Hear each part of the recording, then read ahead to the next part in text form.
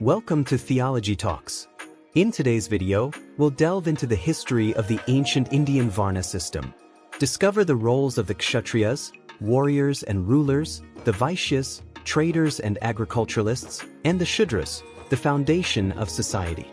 We'll explore how their duties evolved over time under the influence of religion, politics, and external cultures. Stay with us to uncover how this unique social order shaped life in ancient India. During the Vedic period of ancient India, around 1500 to 1000 BC, society was not divided by socio-economic status but rather by the Varna system, a classification based on roles and responsibilities.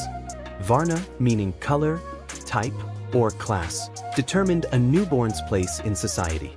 There were four primary categories: Brahmins, priests, teachers, scholars; Kshatriyas, warriors, rulers, administrators; Vaishyas, traders, farmers, merchants; and Shudras, laborers and service providers. Each Varna had its own principles, customs, and duties that individuals were expected to follow. The Rig Veda introduces the Varna concept through the Purusha Suktam verse, describing Purusha, the primordial being, as divided into four parts: Brahmins as the mouth, Kshatriyas as the arms, Vaishyas as the thighs, and Shudras as the feet. This symbolic representation reinforced the idea that all Varnas were essential to maintaining societal harmony and prosperity. While a person's birth often dictated their Varna, the system also allowed for personal inclinations and merit to influence one's role. The Varna system aimed to bring order to society, prevent conflicts over responsibilities, and uphold shared prosperity. For instance, Brahmins, seen as the custodians of wisdom, were tasked with educating all Varnas in moral and practical knowledge. Their goal was to foster mutual harmony and ensure everyone adhered to ethical conduct. Similarly, other Varnas had clearly defined roles. Kshatriyas were responsible for protection and governance, Vaishyas managed trade and agriculture, and Shudras formed the workforce supporting the economy. The purpose of the Varna system. The segregation of duties ensured societal balance. Each Varna was expected to uphold its responsibilities, with the belief that such adherence led to Moksha, liberation from the cycle of birth and death. The Vedic texts emphasize the importance of performing one's duties while respecting the rights of others to maintain stability.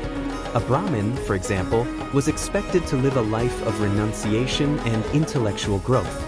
Brahmins represented the society's spiritual and intellectual core, and their role as educators was central to preserving ancestral wisdom. However, exceptions existed. Brahmins could take on roles like warriors or traders in times of adversity. Similarly, while intercaste marriages were generally discouraged to preserve purity, Brahmin men could marry women of the first three Varnas, though marrying a Shudra was considered less ideal. Brahmin women held a unique position, valued for their chastity and respected for their contributions to maintaining the family's purity and prestige. While traditionally expected to marry within their Varna, some exceptions allowed them to marry Kshatriyas or Vaishyas, though marrying Shudras was prohibited. In summary, the Varna system was a framework aimed at promoting societal harmony, with each group contributing to shared prosperity. This ancient order emphasized moral conduct, responsibility, and the collective well-being of all. Kshatriyas. Kshatriyas were the warrior class, encompassing kings, rulers, and administrators.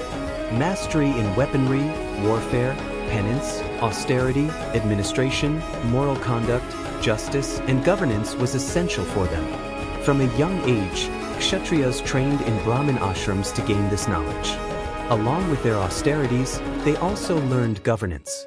Their primary duties included protecting their territories, defending against invasions, delivering justice, and ensuring peace and prosperity for their subjects. They often sought guidance from Brahmin advisors on matters of sovereignty and ethics. Marriage across all Varnas was permitted, though Kshatriya or Brahmin women were typically preferred. Shudra women, however, were not excluded from marrying Kshatriyas. Kshatriya women, like the men, were skilled in warfare and kingdom affairs. They could assume royal responsibilities in a king's absence and even defend the kingdom during crises. They passed on their expertise to the next generation. The lineage of Kshatriya kings was preserved to ensure continuity and territorial sovereignty. Vaishyas. Vaishyas, the third Varna, included agriculturalists, traders, moneylenders, and merchants. They were twice born, training in Brahmin ashrams to learn virtuous living and avoid misconduct. Cattle rearing was a prestigious occupation, as the quality of a kingdom's livestock impacted citizens' prosperity. Vaishyas collaborated with administrators to improve living standards and economic opportunities. However, their exposure to material wealth sometimes led to law violations, making disputes among them common for Kshatriya rulers to resolve. Vaishya women actively supported their husbands in business, agriculture, and cattle rearing.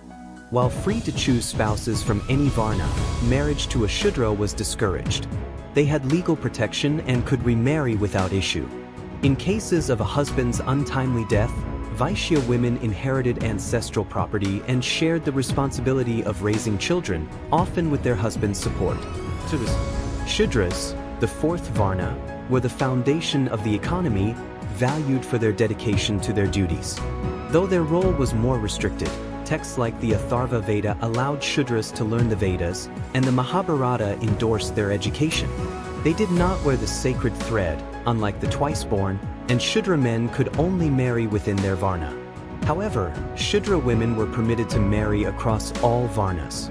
Shudras served Brahmins, Kshatriyas, and Vaishyas in various capacities and were vital to maintaining societal order. Their adherence to their roles was tied to the belief in attaining moksha through duty. Shudra women often worked closely with queens, serving as attendants or companions, and accompanied them after marriage. While most Shudras adhered to traditional duties, economic necessity sometimes led them to adopt Vaishya occupations, showcasing their adaptability and selflessness. Decline of Varna duties. Over time, adherence to Varna duties waned. By the end of the Vedic period, Brahmins, once austere and wise, became corrupt, exploiting their status. Kshatriya kings defied Brahmin counsel, leading to unrighteous rule and territorial losses. Vaishyas, empowered by wealth, became deceitful, while Shudras, oppressed by higher Varnas, turned to dishonesty and rebellion. Between 1000 BCE and 500 BCE, rising social and economic complexities, population growth, and declining faith in the Varna system drove societal disunity.